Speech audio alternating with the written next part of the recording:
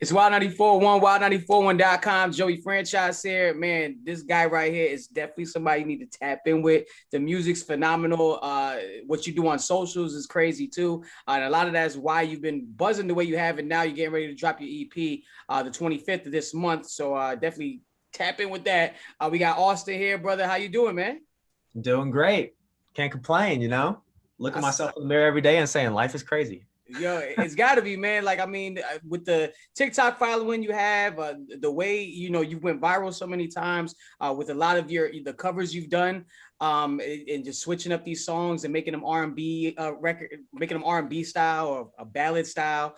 But real quick, I want to get into where you come from, because I saw that you're from the South, so I need to know, like, you Florida bred, because you and me both did not make CLB back in last year when Drake dropped the album. So that already lit a light bulb. Like, man, this guy from Florida. Yeah, definitely. Okay, yeah, I was definitely not on CLB, but I am from Florida. Definitely from Florida. From Panama City. Wow, Panama City. Damn, I've been to Panama City, bro, like years. I think I went there for spring break, dude, and it's a wild place. Yeah, it's actually not as wild as it used to be. They kind of Yeah. like got a little bit more strict with stuff. Okay. But man, back in like 2015, it was getting crazy. Where did a lot of your influences come growing up?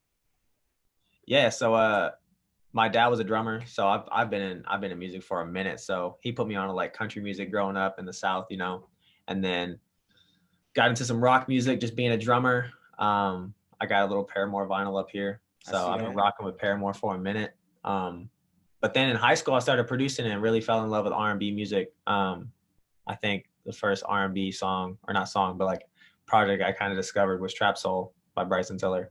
And Classic. oh my gosh, I fell in love with that joint. I just fell in hard with that joint, and I I still listened to play it. records in the club, like late night when I'm like winding it down. Like a lot of them records, like the album cuts just slap. Yeah. Oh my gosh, and it's one of those records where like you can't just listen to one song, bro. You gotta listen to the whole album, which is like that's what I strive to be as an artist. I want people to feel that way about my stuff. But yeah, from there I kind of started writing music in 2016 and 2017, and I was studying jazz for about a year and a half in college, and then my professor put me on to people like Music Soul Child and D'Angelo, and then from there, like I really felt like uh, head over heels for R&B, and just you know kind of took it and ran with it and really applied it to my sound. That's lit, dog. I mean, and it's dope that you went back and did your history on a lot of these guys, like a Music Soul Child. I mean, what more can you say? I mean, the guy is a legend in his own right, Absolutely. especially in that pocket. D'Angelo. I mean, what more? What can you say about that guy? What hasn't he done Yeah. for the game? So, I mean, was it for you coming up? Like, when did you actually discover that I want to really pursue this thing? At what point did you know that?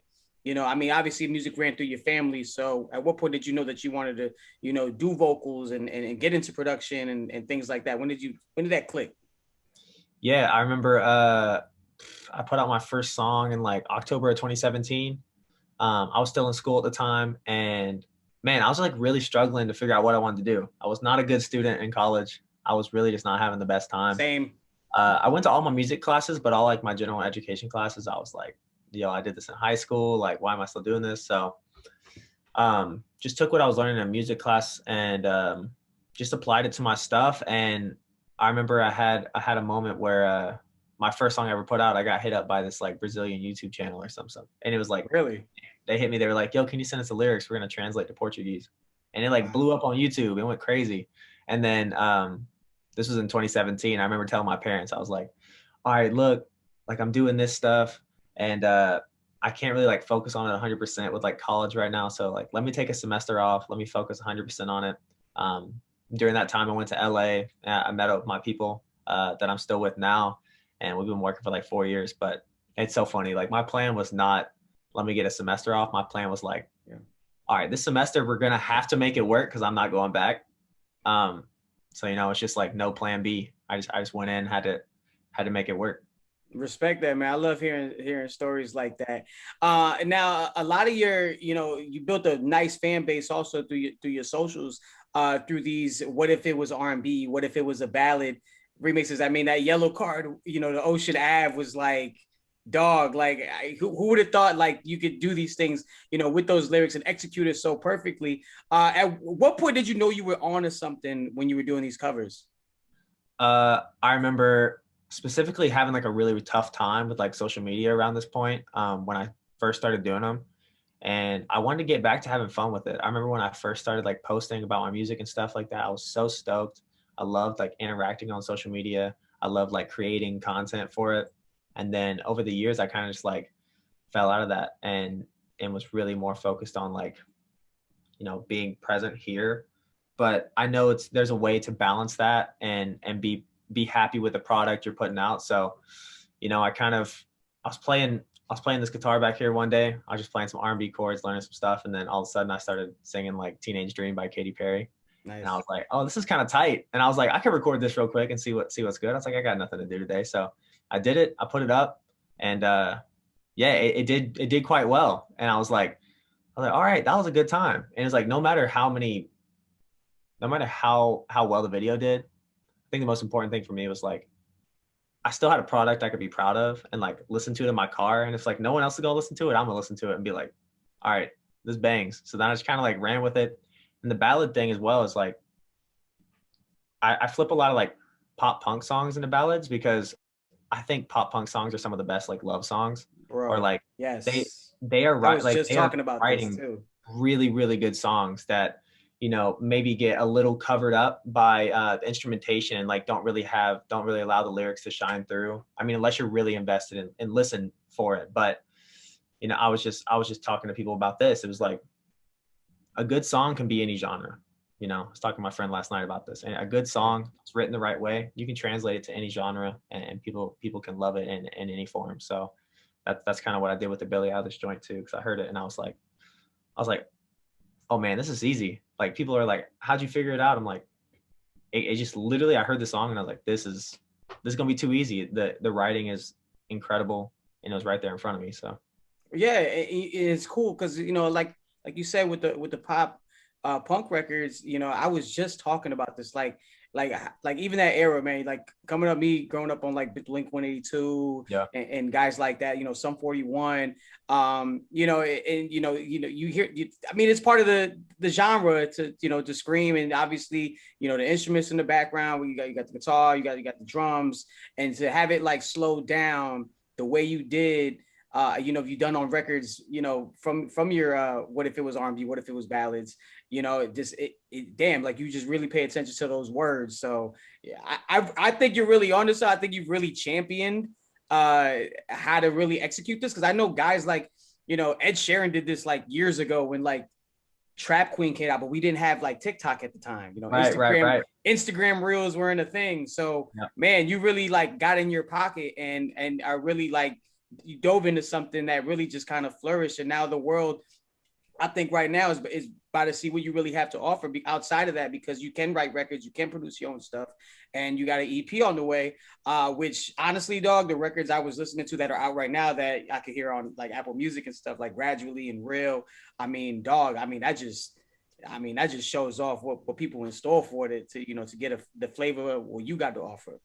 Yeah, I appreciate it. I'm most certainly extremely proud of what I'm putting out right now. And it's like, man, it's just a combination of everything I've been putting together over the past 4 or 5 years. Like these last 2 records, you know, they really define where I'm going.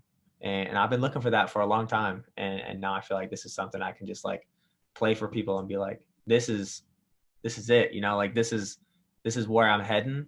And, you know, even now, I still feel like I got a lot of work to do in terms of sound. I don't think as an artist, like you never want to like find your sound and stick to it. I feel like you always want to be evolving. So, you know, there's something beyond this, but for now it's like, this is something I can look at and be stoked on.